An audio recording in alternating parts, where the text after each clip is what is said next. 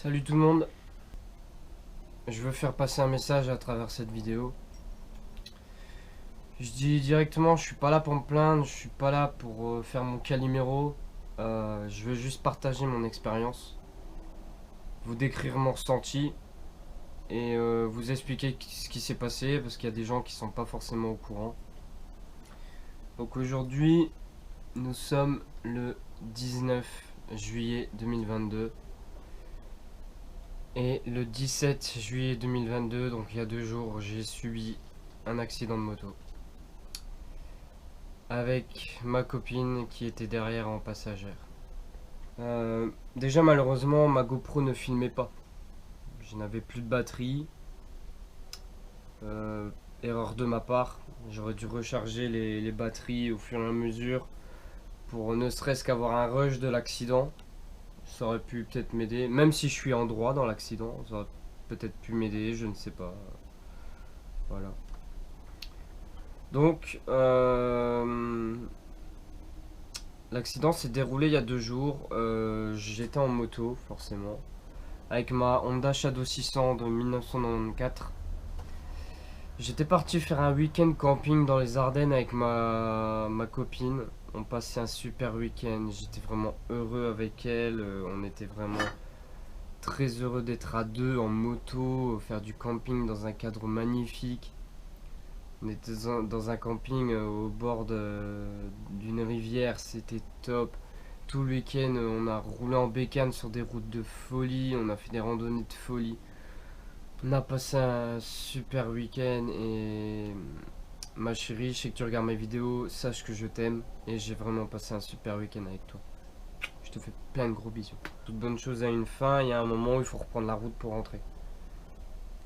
J'ai décidé de pas prendre l'autoroute parce que la moto était chargée avec 3 sacs à l'arrière, enfin un gros sac, la tente et un sac moyen, plus une sacoche de réservoir, plus 2 personnes dessus. Je me suis dit que l'autoroute ça le ferait pas, donc j'ai décidé de prendre les nationales, qui sont des routes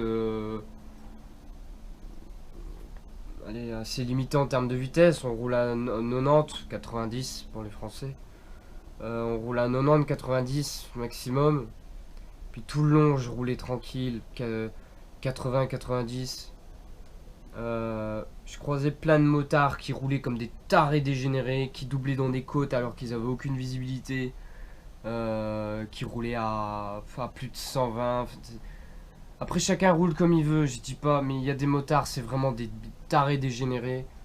Moi, je roule tranquillement. Et parce que voilà, on était à deux sur la moto, et on subit un accident. Donc les kilomètres passent, on fait 2 pauses.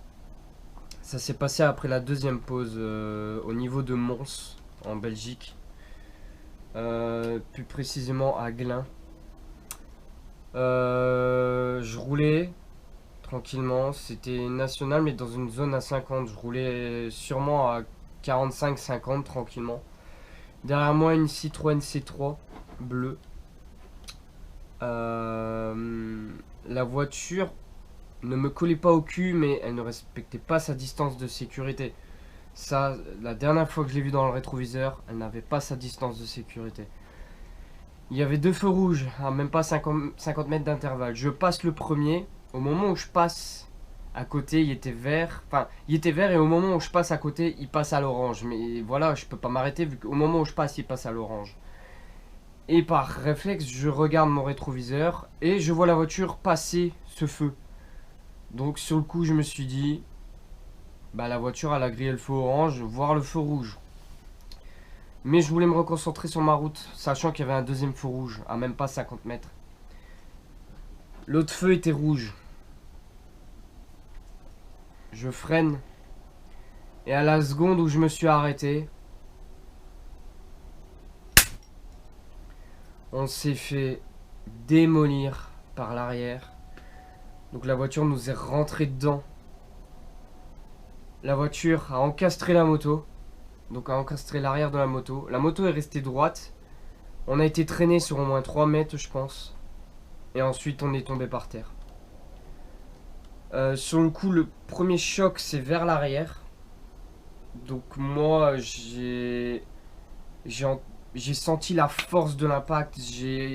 J'entends encore le bruit du crash dans ma tête. C'est horrible. Ça tourne en boucle. J'ai J'ai eu la tête vers le ciel et je chantais mon visage se crisper comme si je prenais des jets, comme si j'étais dans un avion de chasse. En fait, c'était très très éprouvant comme sensation. Et ensuite, on est tombé par terre. Mon gilet airbag s'est déclenché. Donc j'étais au sol. Et là, dans ma tête, la première réaction, c'est ma copine. Ma copine. Ma copine. Mais j'étais par terre et avec le gilet airbag, quand t'es par terre, t'as du mal à bouger vu que c'est gonflé, t'es enveloppé. Et je voulais absolument voir où était ma copine, dans quel état elle était. Donc la première chose que j'ai fait, j'ai mis toutes mes forces pour me retourner par terre. Et là, je voyais ma copine joncher le sol. Là, c'était... Dans ma tête, c'était zone rouge. Mais vraiment. Je me suis relevé avec une adrénaline que j'ai jamais ressentie. Ma copine se relève, je lui prends les deux mains. Je la regarde droit dans les yeux, je lui dis est-ce que ça va? Et elle me dit oui. Je lui repose la question au moins 40 fois. Elle me dit oui que ça va. Elle se met sur le côté et un jeune descend de la voiture. Le mec commence à dire ouais le feu était vert, tu pouvais avancer, machin. L'air de dire que c'est de ma faute. Je le regarde, j'ai cru que j'allais le frapper, je fais pardon. Chez le feu il était rouge. J'ai freiné, il était rouge, je devais m'arrêter. Je suis... Faut être maître de son véhicule, je suis maintenant vous êtes en tort. Je vais vous fermer votre gueule. Et c'est tout, point barre, le feu était rouge. Puis il commence à me prendre la tête avec ça, donc je commence à m'énerver, j'ai cru que ça allait partir en bagarre. Puis parce que je pensais que c'était lui qui conduisait. Puis même pas 2 minutes après, je vois une petite mamie descendre du côté conducteur. Elle était complètement stone. Elle pétait pas un mot. On aurait dit qu'elle savait même pas où elle était et ce qu'elle avait fait. Donc un témoin a vu la scène. Le monsieur s'est arrêté. Merci à lui d'ailleurs. Il a calmé le jeu. Il a dit que j'étais en droit, que le feu était rouge. Il a bien confirmé. Donc il a appelé à la police. La police est venue au bout de 20 minutes, je dirais. Des policiers qui étaient motards aussi. Donc je vais pas dire qu'ils avaient une préférence pour telle ou telle personne. Voilà, ils sont restés neutres. Mais ils étaient fort compréhensibles. Du coup, on a fait le constat.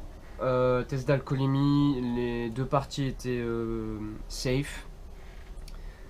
Et la mamie, en fait, avait la tête ailleurs, due à des histoires personnelles. Et elle disait qu'elle avait le soleil en pleine poire, qu'elle voyait rien. Alors que le pactage à l'arrière de la moto faisait 4 km de haut, sur 3 km de large. Je vois pas comment on peut ne pas voir, en fait. Donc, sur le coup, j'étais malade.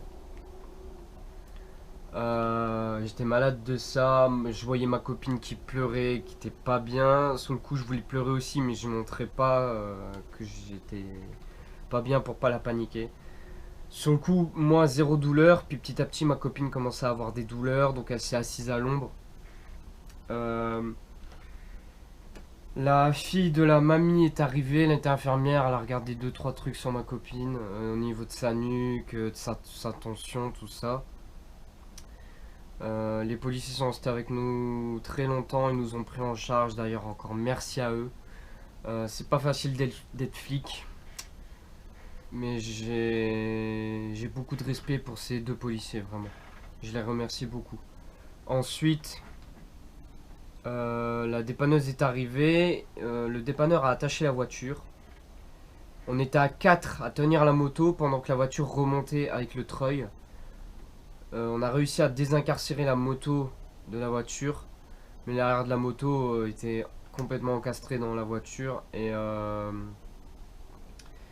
du coup, la moto démarrait encore. Je l'ai redémarré, mais je pouvais plus rouler avec ça. C'était clair et net. Entre deux, je restais près de ma copine pour m'occuper d'elle parce que je voyais qu'elle était pas bien. J'ai contacté mes proches, elle aussi. Mes parents sont venus nous chercher. D'ailleurs, je les remercie 100 fois. J'ai appelé ma grande sœur, je la remercie aussi 100 fois. Je je dois faire face à une situation que je ne voulais pas. Allez, je ne voulais pas que ça arrive. J'ai dû faire face à une situation dont je ne voulais pas, que je n'avais pas prévu. Donc sur le coup, ça fait très mal. Suite à ça, ma copine et moi, on a été à l'hôpital faire des scanners, des radios, des tests, des points vitaux.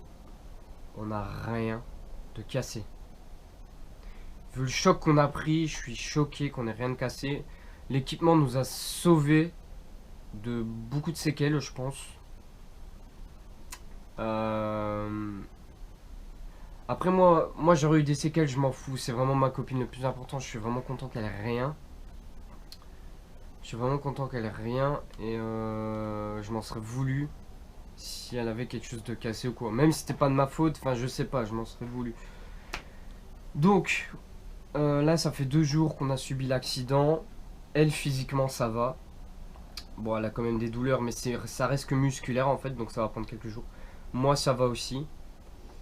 Le plus dur pour moi, c'est psychologiquement, c'est moralement en fait. Quand tu vois ta moto, ton véhicule de tous les jours, ton outil de travail, ton rêve aussi, qui est arraché, c'est horrible. C'est vraiment horrible. Ça reste que du matériel pour certains, mais pour moi, c'est du matériel, mais c'est beaucoup de choses en fait. Voilà. Et ma moto sera irremplaçable. C'est ma moto. Voilà. Après, je suis très content que ma copine n'ait rien du tout. On aurait eu quelque chose, la moto, je m'en battrais les couilles total. Mais là, comme on n'a rien, bah, je me fais un peu de soucis pour ma moto. Enfin, c'est ma vision des choses. Moi, je pense comme ça. Après, chacun pense comme il veut. Donc, on n'est rien, je suis vraiment content. Donc, du coup, là, la moto a été prise en charge par SOS Dépannage. Elle va être rapatriée chez mon garagiste habituel. Et elle va passer sous expertise. Donc, il y a un expert qui va passer voir si elle est déclarée épave ou pas. Voilà. Ça me fait beaucoup de mal. C'est c'est quelque chose que je ne souhaite à personne. Le principal, c'est qu'on n'a rien, c'est qu'on a envie.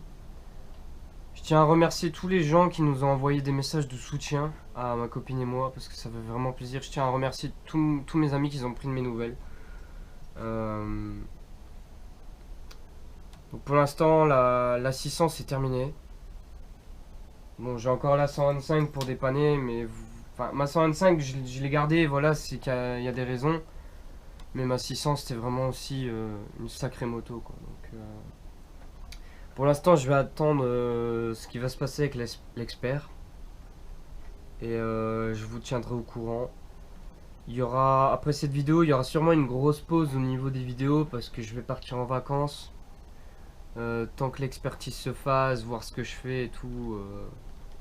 Voilà. En tout cas, je vous tiens au courant très vite. Équipez-vous, c'est vraiment important. Même dans ce genre de situation, ça nous a servi d'être équipés. On le dira jamais assez. Mais voilà. Je vais vous mettre des photos de l'accident. Donc après l'accident. S'il y a des âmes sensibles, je vous conseille de vous abstenir et de next.